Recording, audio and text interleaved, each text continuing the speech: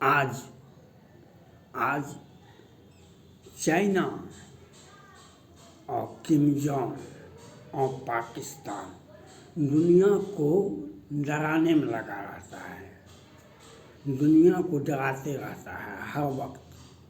Kim Jong ने कहा कि हम जापान को राख कर देंगे,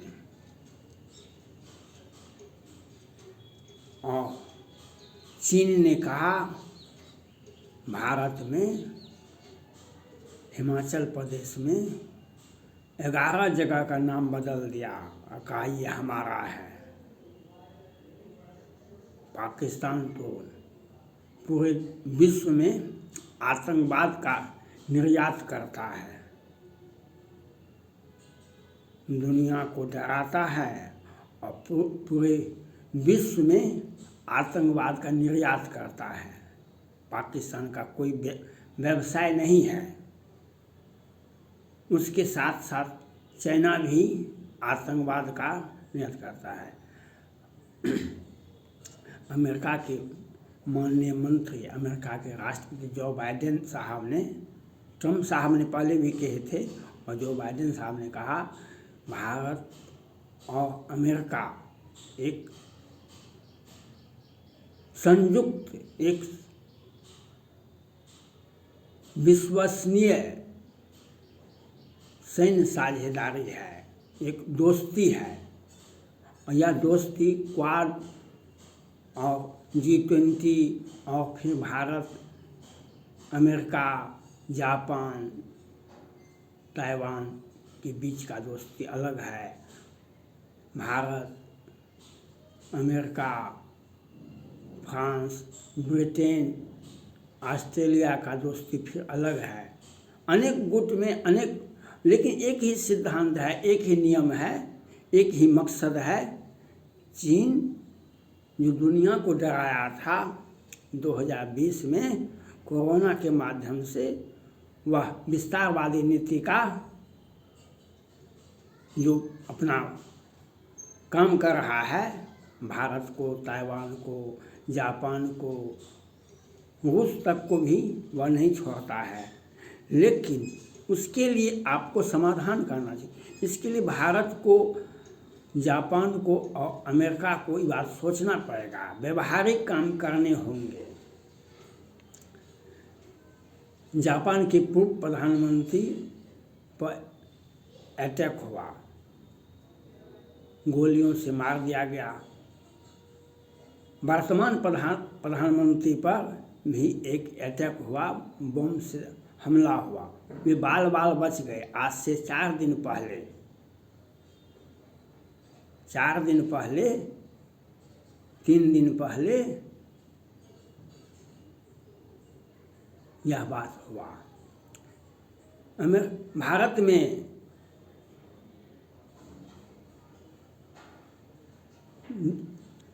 बिपिन रावत साहब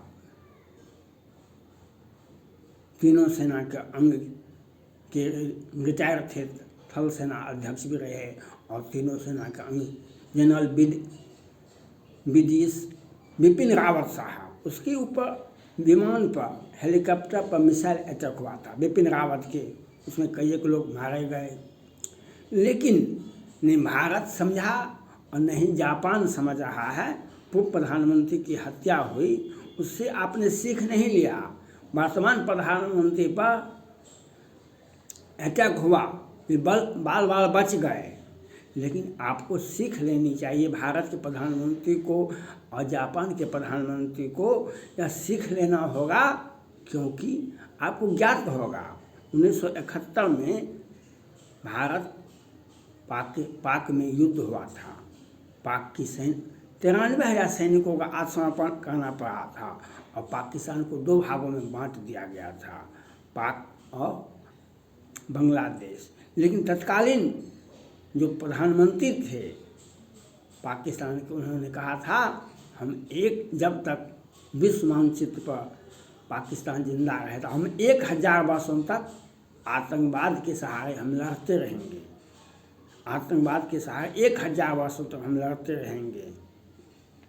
आज चाइना को यह ताकत नहीं है, वह भारत से युद्ध लड़ा, नेपाल में जाकर कहा था जो हम हड्डी हड्डी तोड़ देंगे, लेकिन डोकलाम विवाद हुआ 73 दिनों तक, और पेंगोंग लेह लद्दाख पॉइंट 4 से 8 तक पर सेना के सैनिकों की पिटाई, उनकी सैकड़ों जवान के हताहत, और तवांग में दिन के उजाले में उसे खदेड़ खदेड़ कर मार के भगा दिया गया। वह उसका मनोबल, सेना का मनोबल, सेना का सैनिक का मनोबल, सेना के राष्ट्रपति का मनोबल टूट गया। वह भारत से कभी भी युद्ध नहीं लड़ सकता है, भारत से कभी भी युद्ध नहीं लड़ सकता है। लेकिन आतंकवाद, पाकिस्तान आपसे कभी नहीं लड़ सकता है, लेकिन पाकिस्तान का काम है आतंकवाद को भेजना। भारत में प्रत्येक दिन आतंकवादी आते हैं, प्रत्येक दिन आते हैं, कोई भी दिन नहीं बाकी रहता है, वह अनेक रूप में आते हैं। अब तो ये भी कहा जाता है कि अतीक अहमद का भी पाकिस्तान से, एसआई से कनेक्शन था। जो भी हो, हमें अब आज चाइना के नियत को कंट्रोल करने के लिए, चाइना जो विस्तारवादी नीति जो भारत में और जापान में जो अपना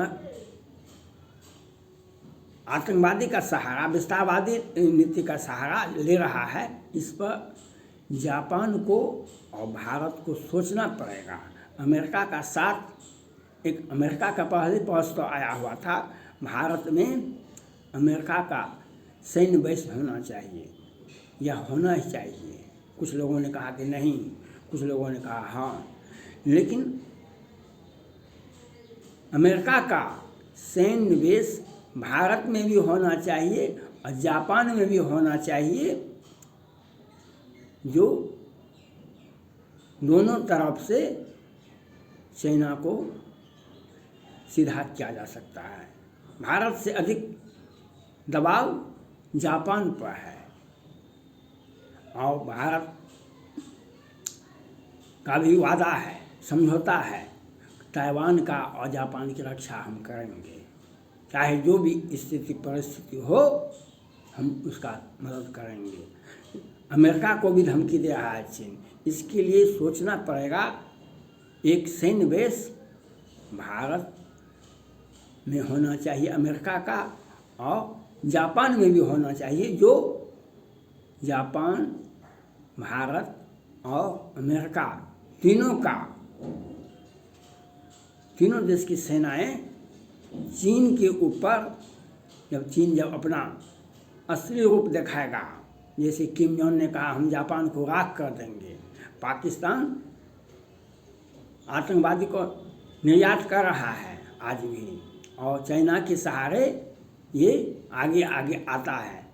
जब चाइना का सेना PLA पीटा जाता है भारत के सैनिकों से, तो पाकिस्तान का सैनिक आ जाता है। जब पाकिस्तान का सैनिक पीटा जाता है, वह भाग खड़ा होता है, तो चाइना का सैनिक आ जाता है। तो आपको एक साथ तीनों से युद्ध करना पड़ेगा, पाकिस्तान से भी, चाइना से भी और किम जोंग से भी। इसके लिए भारत, जापान और अमेरिका तीनों के साथ एक सैन्य बेस होना चाहिए, जो भारत, जापान और अमेरिका तीनों की सेनाएं, और जापान के राष्ट्रपति से मेरा आग्रह है, भारत के प्रधानमंत्री से मेरा आग्रह है, आप किसी भी परिस्थिति में, कितना भी परिस्थिति खराब हो जाए, पाकिस्तान के नागरिकों को और चाइना के नागरिकों को भारत में नहीं आने दें।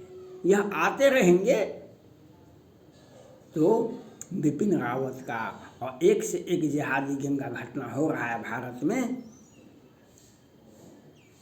जापान के प्रधानमंत्री को चाहिए किसी भी परिस्थिति में चाइना के नागरिकों को और पाकिस्तान के नागरिकों को जापान में एंट्री नहीं होना चाहिए। अगर एंट्री होगा, पूर्व प्रधानमंत्री की हत्या हुई, इससे आपको सबक लेना पड़ेगा। आपके ऊपर हमला हुआ, आप बच गए,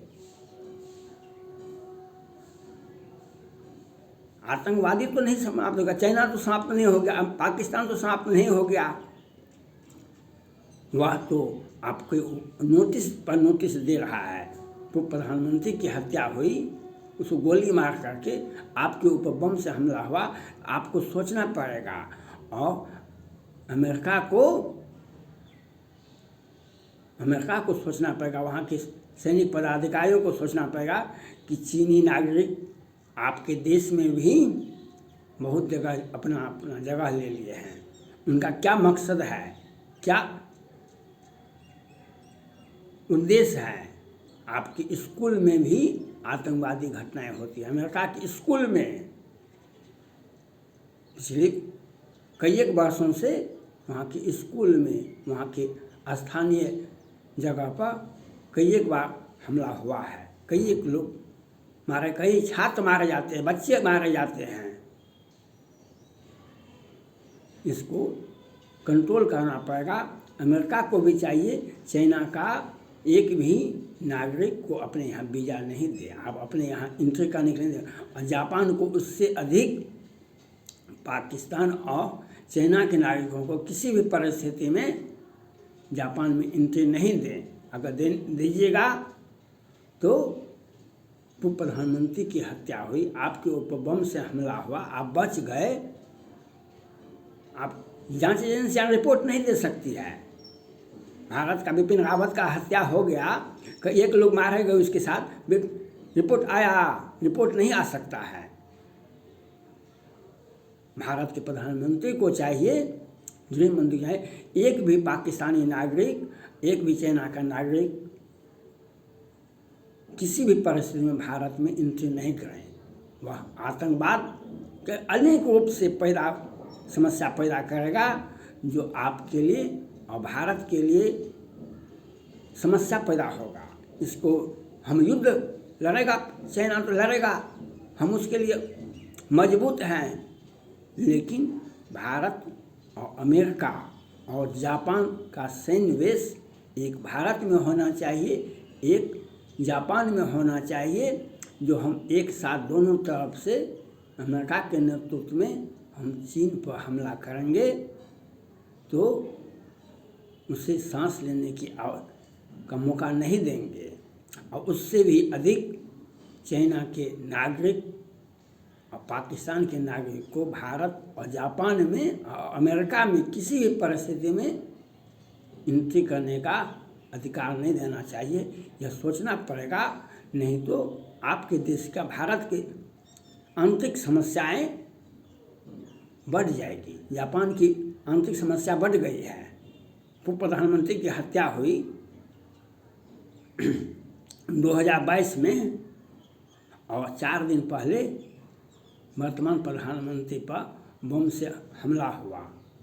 वह बच गए, लेकिन जिस भी आतंकवादी का नियत है वह तो दिखा रहा है। और आपका गलती, आप